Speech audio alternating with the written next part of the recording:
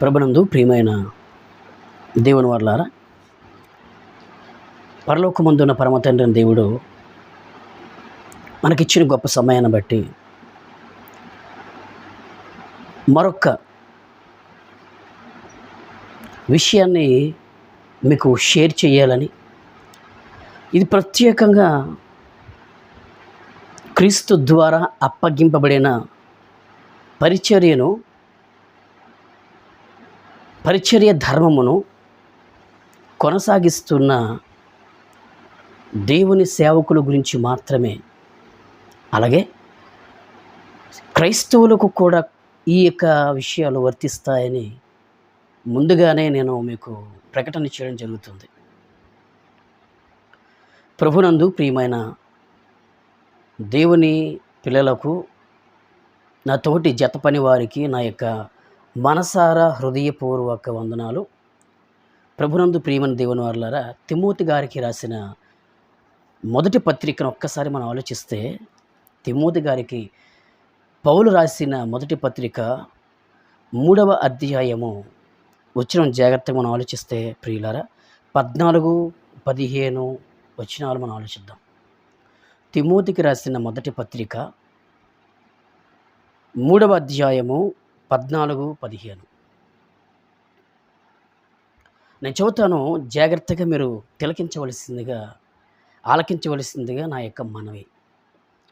శీఘ్రముగా నీ యొద్దకు వత్తునని నిరీక్షించుచున్నాను, అయినను నేను ఆలస్యము చేసిన ఎడల. ప్రభునందు ప్రియమైన దేవుని వారలారా, పౌలు నూతనముగా సేవ చేయడానికి, నూతనముగా సువార్త కాడి మొయ్యడానికి సిద్ధపడుతున్న తిమోతికి, తన ఆత్మీయ గురువు, తన ఆత్మీయ తండ్రిగా పిలువబడుతున్న పౌలు గారు తన ఆత్మీయ సహోదరుడికి లేదా తన ఆత్మీయ శిష్యుడికి పౌలు గారు చెబుతున్న ఒక అద్భుతమైన మహత్వ కలిగిన మాటలు.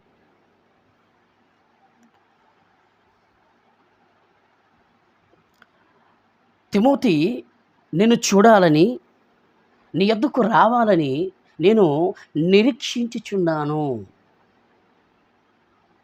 నిరీక్షణ ఎదురు చూస్తున్నాను.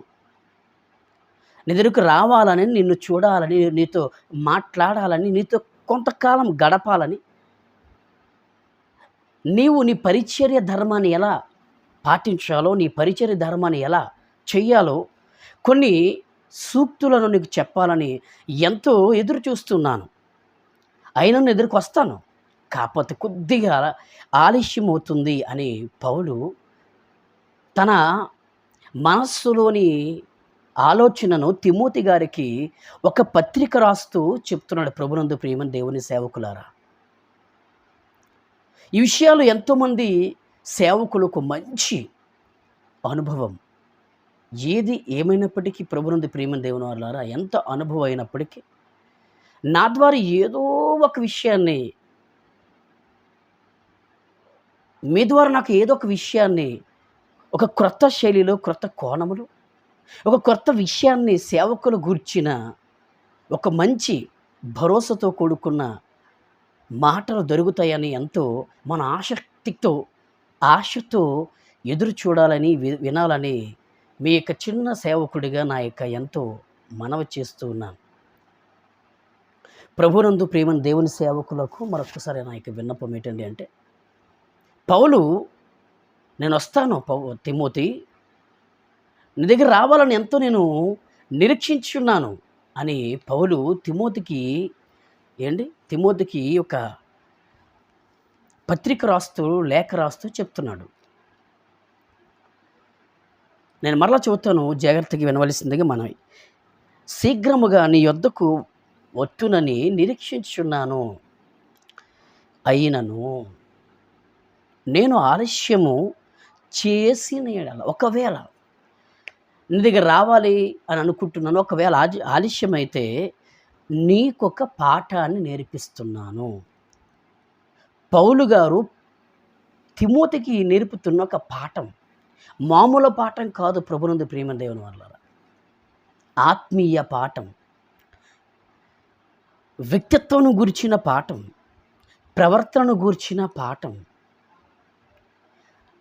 ఆత్మీయ భక్తితత్వం గురించిన పాఠం, దైవత్వాన్ని గురించిన పాఠం పౌలు తిమోతికి నేర్పుతున్నాడు. పాఠాలు కంపల్సరీగా మనం నేర్చుకోవాలి. ఒక పాఠముగా మనం మారాలి. పాఠాలు నేర్చుకోవాలి. పరిశుద్ధులుగా మనం బ్రతకాలి. ఎన్నో ఆత్మ సంబంధమైన పాఠాలు మనం వినాలి. మనమందరము కూడా ఆత్మీయులుగా ఈ భూమి మీద పరిశుద్ధాత్మ దేవుని అన్యోన్య సహవాసం కలిగి ఉండాలి అంటున్నాడు పౌలు. నేను ఆలస్యం చేసిన యెడల దేవుని మందిరములో అన్నాడు. ప్రభునందు ప్రియమైన దేవుని వల్ల చాలా జాగ్రత్తగా మనం విందాం. చాలా జాగ్రత్తగా విందాం. దేవుని మందిరములో అన్నాడు. మరి దేవుని మందిరములో అనగా అని అన్నాడు. మళ్ళీ దేవుని మందిరములో అన్న పౌలు దేవుని మందిరములో అనగా అన్నాడు పౌలు. జీవము గల దేవుని సంఘములో అన్నాడు. జీవము కలిగిన దేవుని సంఘం. ప్రభునందు ప్రియమైన దేవుని వారలారా, ఈరోజు సంఘము అనగా భౌతిక సంబంధమైన తాపి మేస్త్రుల ద్వారా కట్టబడిన గోడల, అనేక రకాల గోడలతో, మంచి భవంతుతో కట్టబడిన, లేకపోతే మంచి స్లాబ్తో కట్టబడిన, లేకపోతే రెండంతస్తుల అపార్ట్మెంటు లాగా కట్టబడిన ఆ భౌతిక సంబంధమైన ఆ గుడినే ఈరోజు సంఘము అనుకుంటున్నారు చాలామంది. కాదు ప్రియులారా. మరి ఇక్కడ దేవుని సంఘము అనగా జీవము కలిగిన దేవుని సంఘములో అని పౌలు ఒక ప్రత్యేకంగా ఆ పదాన్ని ప్రస్తావిస్తున్నాడు. దేవుని సంఘములో అనగా జీవము కలిగిన దేవుని సంఘం. జీవము కలిగిన దేవుని సంఘము అనగా ప్రభునందు ప్రేమ దేవుని వారలారా, ఎంతమంది అయితే ఆ గుడికి తండ్రిని ఆరాధించాలని, వాక్యాన్ని వినాలని, వాక్యాన్ని నేర్చుకోవాలని వస్తున్నారే, ఎవరు? క్రీస్తులోనికి బాప్తిస్మము తీసుకొని క్రీస్తుని ధరించుకున్న క్రైస్తవులు ఉంటున్న వారే సంఘము. వారు ఒకరున్న సంఘమే, ఇద్దరున్న సంఘమే, వందల మంది గుంపు, ఒక బృందముగా ఉంటున్న వారు కూడా సంఘమే. అంతేగాని సంఘము అనగా గుడి గోడలైతే కాదు. గుడి గోడల గురించి జీవము గల దేవుని సంఘము అని ప్రత్యేకంగా ప్రస్తావించే అవసరత పౌలు గారికి లేదు. కనుక తిమోతి జీవము గల దేవుని సంఘములో, ఫుట్నోట్లు ఏమని తెలుసా ప్రభునందు ప్రేమని దేవుని వల్లారా? ఆ పాయింట్ చదివి మన ఇక్కడికి వద్దాం. దేవుని సంఘము అనగా జీవము గల దేవుని సంఘములో పాయింట్, జనులు ఎలాగూ ప్రవర్తింపవలెను అన్నాడు. ఇక్కడ ఫుట్నోట్లు మనం ఆలోచిస్తే ఏముందంటే ప్రభునందు ప్రేమని దేవుని వారలారా, చూడండి, ఫుట్నోట్లు ఏముందంటే ఇక్కడ నెంబర్ 5 ఉంది. అక్కడ మనం ఆలోచిస్తే జీవము గల దేవుని సంఘములో నీవెలాగ ప్రవర్తించాలో అని ఉంది. జీవము గల దేవుని సంఘములు అనగా ఆ జీవము గల దేవుని సంఘములో నీవెలా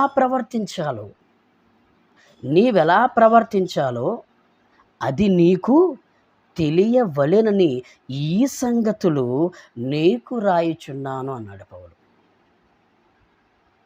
అంటే ఇక్కడ మనం 2 విధాలుగా అర్థం చేసుకోవలసిందిగా నా యొక్క మనవి. 2 విధాలుగా అర్థం చేసుకోవాలా? అవును. 1, జీవము గల దేవుని సంఘముల్లో అనగా సంఘ విశ్వాసుల మధ్య మహాజ్ఞానాన్ని ప్రబోధిస్తున్న బోధకులుగా పిలువబడుతున్న దేవుని సేవకులు సంఘ విశ్వాసుల ఎదుట ఎలా ప్రవర్తించాలో జాగ్రత్తగా నేర్చుకోవాలి. 1, 2, భౌతిక సంబంధమైన దేవాలయానికి వస్తున్న జీవము కలిగిన దేవుని సంఘముగా పిలువబడుతున్న విశ్వాసులు కూడా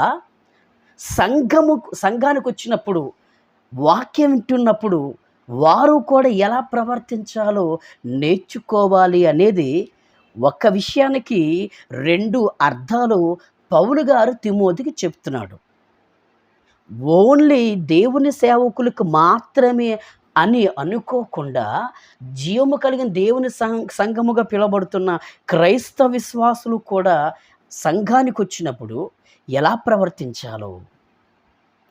ప్రవర్తించాలో నీకు రాయిచున్నాను అన్నాడు. జాగ్రత్త విందాం. అంటే 10%కి 10% ఇక్కడ బోధ చేస్తున్న లేదా అద్భుతమైన వాక్యాన్ని ప్రబోధిస్తున్న బోధకులుగా పిలువబడుతున్న దేవుని సేవకులకు కూడా వర్తిస్తుంది. అలాగే దేవుని సేవకులుగా పిలువబడుతున్న వారు, బోధకులుగా పిలువబడుతున్న వారు ఏంటి, అలాగే సంఘానికి వస్తున్న వారు కూడా వారి దగ్గర ఈ వాక్యాన్ని బోధిస్తున్న వారు ఎలా ప్రవర్తించాలో జాగ్రత్త పడాలి. అలాగే సంఘానికి వస్తున్న, అలాగే గుడికి వస్తున్న సంఘము కూడా ఎలా సేవకులు ఎదుట ప్రవర్తించాలి. అంతకంటే ప్రాముఖ్యముగా తండ్రి అయిన దేవుని ఎదుట ఎలా ప్రవర్తించాలో ఒకే విషయములో 2 అద్భుతమైన ఆత్మీయ అర్థాలని లేదా ఆత్మీయ భావాలతో కూడుకున్న మాటలను పౌలు తిమోతికి రాస్తూ చెప్తున్నాడు. ఆలోచించండి. జీవము గల దేవుని సంఘములో జనులు ఎలా ప్రవర్తించాలో నీకు రాయిచున్నాను అన్నాడు. ఫుట్నోట్లో మనం ఆలోచిస్తే నీవెలాగ ప్రవర్తించాలి, ఆలోచించండి. నీవెలా ప్రవర్తించాలో నీకు రాయిచున్నాను అన్నాడు పౌలు. అంటే ప్రసంగి గ్రంథము 5వ అధ్యాయము 1వ వచనం ప్రకారము, నీవు దేవుని మందిరమునకు వెళ్ళినప్పుడు నీ ప్రవర్తన జాగ్రత్తగా చూచుకునము అని అక్కడ ప్రసంగి భక్తుడు ఎవరిని ఉద్దేశించి రాశాడంటే, అక్కడ సేవకుల గురించి రాయబడింది. నెక్స్ట్ గుడికి వెళ్తున్న సంఘ విశ్వాసుల గురించి కూడా ప్రత్యేకంగా రాయబడింది. అక్కడ రాయబడిన మాటలు సంఘానికి మాత్రమే అని సేవకులు అనుకోకూడదు, సేవకుడికి మాత్రమే అని సంఘము అనుకోకూడదు. వాక్యము అందరికీ. వాక్యము రెండంచుల ఖడ్గముది, వీర ఖడ్గము. అంటే 2 ప్రక్కల ఉంది పదును, ఇరువురికి వర్తిస్తుంది దేవుని వాక్యము. కనుక జనులు ఎలా ప్రవర్తించాలి, సేవకుడు ఎలా ప్రవర్తించాలో అక్కడ రాయబడింది. తిమోతికి రాసిన పత్రికలు. ప్రభునందు ప్రియమైన దేవుని సేవకులారా, ఎలా ప్రవర్తిస్తున్నాం మనం? మాటలో కానీ, ప్రవర్తనలో కానీ, తోటి వ్యక్తి దగ్గర కానీ ఎలా ప్రవర్తిస్తున్నాం? మన భక్తి జీవితాన్ని, మన ఆత్మీయ జీవితాన్ని, మన సేవా జీవితాన్ని జాగ్రత్తగా మనము ఎదుట సంఘం దగ్గర లేదా మన దగ్గరికి వస్తున్న విశ్వాసుల దగ్గర చాలా జాగ్రత్తగా ప్రవర్తించాలి ప్రియులారా. జాగ్రత్తగా ప్రవర్తించకపోతే, నిజం చెప్తున్నానండి, మన బోధ వింటున్నవారు, మన యొక్క వ్యక్తిత్వాన్ని చూస్తున్నవారు, మన జీవిత శైలిని పరిశీలిస్తున్నవారు కూడా ఎంతోమంది విశ్వాసులు కొద్దిగా వారి భక్తి జీవితంలో సన్నగిలిపోవడం జరుగుతుంది. అది మన వలనే. సేవకుని యొక్క ప్రవర్తన సంఘము దగ్గర చాలా జాగ్రత్తగా ఉండాలి.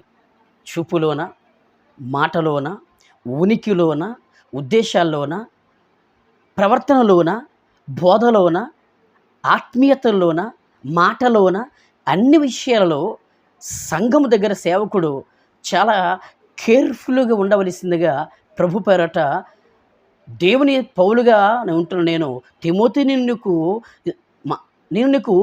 బోధిస్తున్నాను అంటున్నాడు పౌలు. అలాగే సంఘమా, దేవుని ఎదుట, తోటి సంఘం ఎదుట, మనతో ఉంటున్న విశ్వాసుల ఎదుట, అలాగే మన స్థానిక సంఘ సేవకుల ఎదుట ఎలా ప్రవర్తిస్తున్నాం? మాటలో కానీ, చూపులో కానీ, ప్రవర్తనలో కానీ, ఆలోచనలో కానీ, వారితో సహవాసం చేసే విషయంలో కానీ ఎలా ప్రవర్తిస్తున్నామో సంఘము కూడా చాలా జాగ్రత్తగా ఆలకించవలసిందిగా, చాలా జాగ్రత్తగా పాటించవలసిందిగా మనవి చేస్తున్నాను. కనుక ఎలా ఉన్నాం మనం? జీవము గల దేవుని సంఘం మనం. ఆ జీవము కలిగిన దేవుని సంఘములో ఏముందంటే జీవం ఉంది. జీవము కలిగిన దేవుని మాటలు ఉన్నాయి. జీవము కలిగిన దేవుని కుమారుడు క్రీస్తు ఉన్నాడు. కనుక మనమందరము కూడా మన మరణ పర్యంతము వరకు జీవము కలిగిన దేవుని సంఘముగా ఉంటున్న మనము చాలా జాగ్రత్తగా ప్రవర్తించాలి ప్రియులారా. ప్రవర్తన విషయంలో కానీ తేడా కొట్టిందా, ప్రవర్తన విషయంలో తేడా జరిగిందా, మొత్తం భక్తి జీవితమే కులఫ్ అయిపోద్ది. భక్తి జీవితమే నాశనమైపోద్ది. అంటే నాశనానికి పాత్రులుగా ఉండకుండా జీవము కలిగిన దేవుని సంఘములో సేవకులు జాగ్రత్త పడాలి. జీవము కలిగిన దేవుని సంఘానికి వస్తున్న, సంఘముకు పిలబడుతున్న క్రైస్తవ విశ్వాసులు కూడా చాలా జాగ్రత్త పడాలి. అలా జాగ్రత్త పడకపోతే తోటి వ్యక్తుల దగ్గర మనం సాక్ష్యాన్ని కోల్పోతాం, మన వ్యక్తిత్వాన్ని కోల్పోతాం, మన ఆత్మీయతను కోల్పోతాం. అలా కాకుండా, అలా జరగకుండా ఉండాలని నిజంగా అండి ఈ మాటల ద్వారా మీకు ఒక ధైర్యాన్ని ఇస్తూ భరోసాగా నిలబడుతూ ఈ నా మాటలు నేను ఇంతటితో ముగిస్తున్నాను. కనుక మనం అందరము కూడా జీవము కలిగిన దేవుని సంఘములో జాగ్రత్తగా ప్రవర్తించాలి, జాగ్రత్తగా మాట్లాడాలి, జాగ్రత్తగా ఉండాలి, జాగ్రత్తగా మెసలాలి, జాగ్రత్తగా నడవాలి. లేకపోతే నష్టపోయేది మనమే కాదు, మనతో పాటు సంఘము కూడా నష్టపోతుంది ప్రియులారా. అలా జరగకుండా ఉండాలని తోటి సేవకుడిగా, తోటి సహోదరుడిగా కోరుకుంటూ ఈ నా మాటలు ఇంతటితో నేను ముగిస్తున్నాను. అందరికీ నా యొక్క వందనాలు. దేవుడు మిమ్మల్ని దీవించునుగాక. ఆమేన్.